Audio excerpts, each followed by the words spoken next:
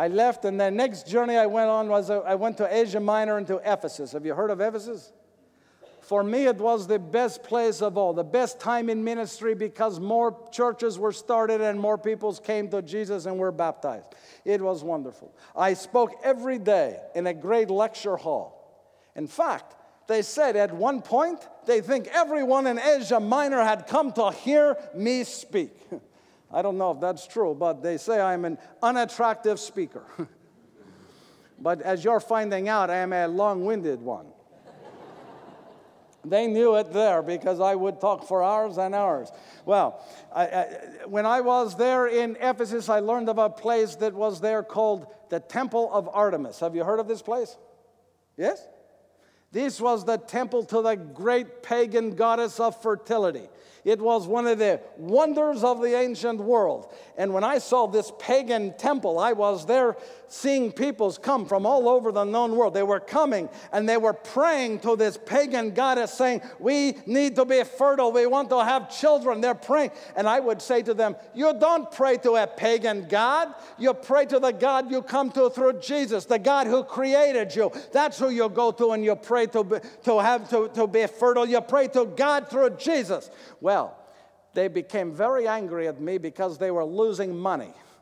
Many people who would go in to put their, you may not know this, right in the temple, there is a box, a wood box for money. You'll see the priests of the Temple of Artemis were known as the bankers. They had more money than any, they owned most of the land in all of Ephesus. They were that wealthy. They controlled it all. And so they had this box here. And these peoples would come and they're saying, oh, please, Goddess Artemis, you must help me. We want to have children. We'll give you money. And they put money into this box. Now, I tell you this because it is very ingenious, this box. I never in my life saw a box like this before. It was designed so when you take your money out of your purse, you put that money into the box, boom, the money is gone. You can't get to your money. It slips down and over, and a piece of wood comes over. If you think you change your mind, I don't want to give that much. It's too late. The money is gone. You can't get your money back out of the box. I thought, this is ingenious. They had something else there. They had these statues. The statues to the metal statues to the goddess Artemis.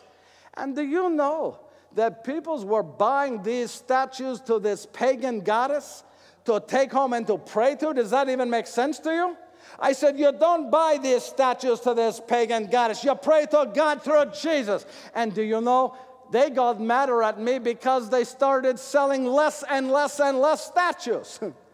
The one who got the maddest was a man named Demetrius. Do you know why? He owned the company that made the statues.